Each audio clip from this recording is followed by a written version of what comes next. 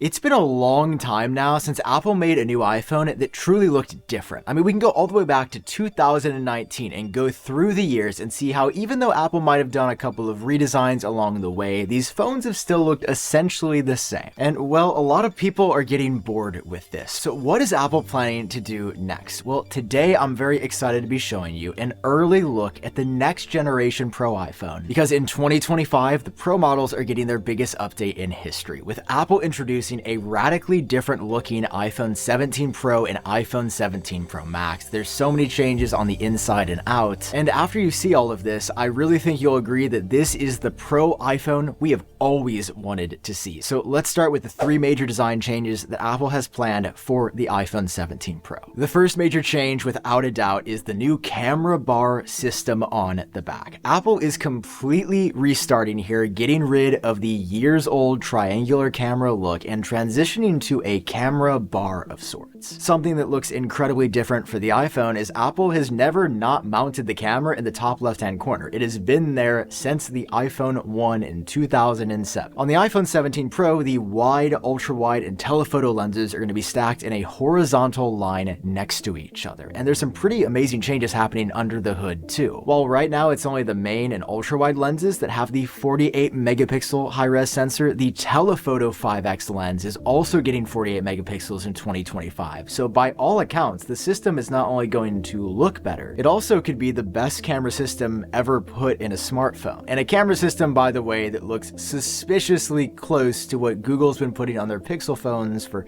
quite some time now, which I'm not even mad about just because this camera system on the iPhone looks so good. Most notably for Apple's implementation is that they are making the camera bar out of aluminum. It's currently made of a raised 3D glass, but the entire camera bar is going to be sort of this aluminum block up at the top now. And by the way, make sure you hit the subscribe button in case you haven't already so you don't miss out on future iPhone 17 videos. Zoom out a bit on the new camera system and you'll see the second major change on the iPhone 17 Pro, and that is the material that Apple is making the chassis out of. Now, you might assume that it's titanium because Apple just switched to titanium 2 years ago on the iPhone 15 Pro. But actually, according to reliable sources, Apple is going to be switching the 17 Pro back to aluminum, a material that they have not used on their flagship high-end iPhones since 2016. Frankly, I didn't believe this until I saw the source it was from, which is The Information, which has a nearly perfect track record for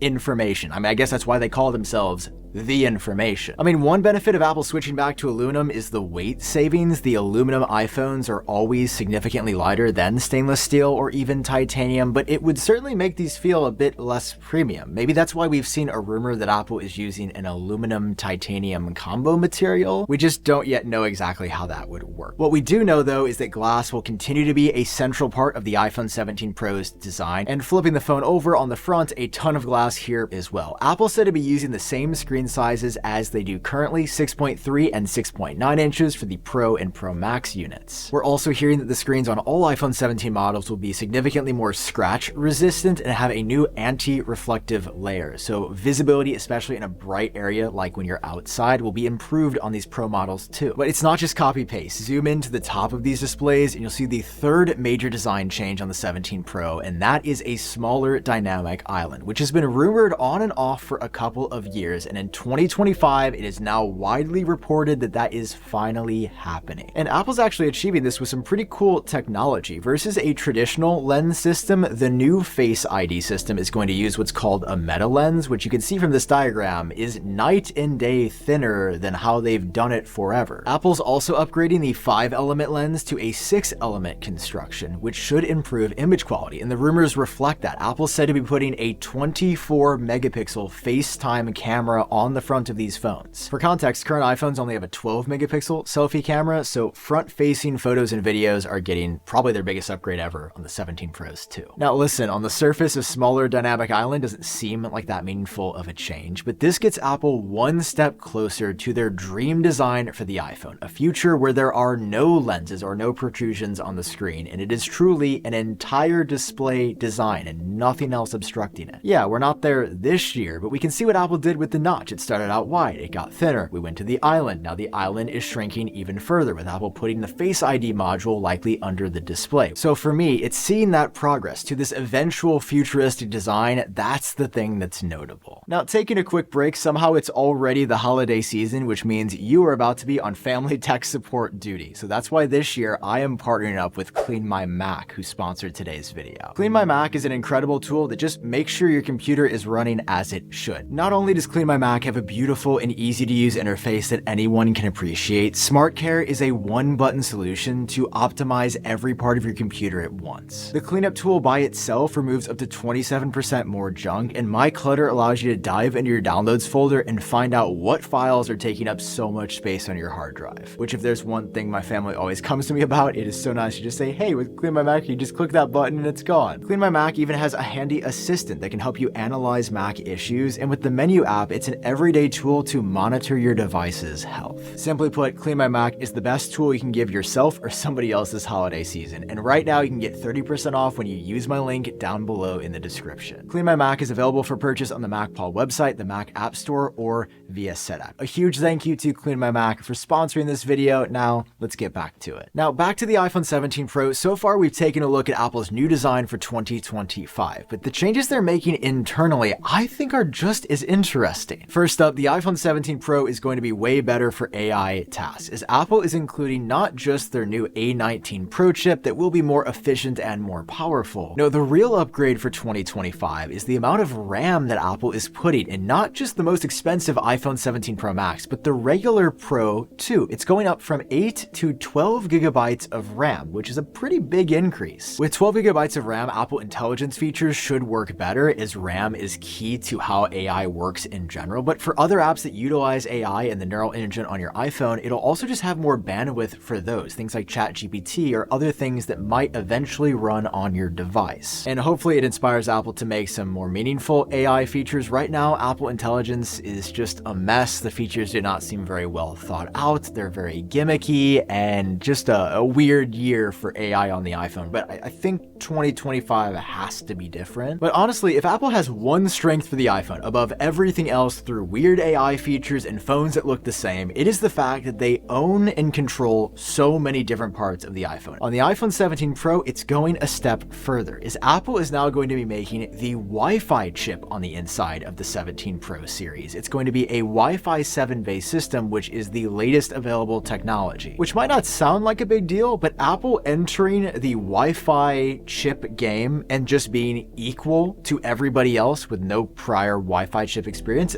that's pretty impressive to me. Actually, I just remembered, it's not just Wi-Fi, it's a Bluetooth Wi-Fi combo chip that Apple is making, both of which will have the latest possible standards. I could not wait to see Apple's take on Bluetooth. We've seen what they've done with their silicon. I still feel like Bluetooth is just not that reliable of a technology. Imagine how solid it's going to be when we finally get Apple's take on Bluetooth. And Apple's not stopping there. Down the road, they'll also be making the 5G modem inside of the iPhone, which when it comes out in the Pro models next year, it will be almost as fast as the competition, which is wild that Apple is making advances this quickly to own more parts of the iPhone than ever before. Now, finally, there's one more change that Apple is making, and I think it is by far the most controversial thing they'll probably do on the entire iPhone 17 Pro lineup. And that's, according to this report, planning to remove the physical SIM tray in more countries than ever before. Now, listen, I live in the US. We haven't had SIM trays physically on the phones for years at this point, and I've gotten used to the eSIM. I think it's great. But in other countries and parts of the world like Europe, and especially in many countries in Asia, it is essential to everyday life. And if Apple removes physical SIMs in more countries this year, I think it's gonna be a rougher transition than it was in the US that already had eSIMs somewhat prevalent before the iPhone switched to it. At the end of the day though, we all know Apple's MO, it's to remove as many physical things on the iPhone because that's less things to break. That's more internal space for other things. And if they create a standardized design without a SIM tray, without physical buttons as they're leaning toward in the future, future. Theoretically, it would make the iPhone a stronger product long term. I just think it would have some growing pains. Although one negative change for all of the other positives that Apple is changing on the 17 Pro series, giving us a redesign, a breath of fresh air for the aesthetics, with a camera bar on the back and a smaller dynamic island, a new material potentially, with significant internal changes too, like 12 gigabytes of RAM, improved battery life, and a new Wi-Fi Bluetooth chip made by Apple. The iPhone 17 Pro is going to be the biggest year for the iPhone since 2017 in the iPhone 10. And this is just the Pro models. Remember, Apple also has that new iPhone Air model. I have an entire video talking all about that, a look in early for that design up here in the top right-hand corner of the screen, as well as a standard model too, which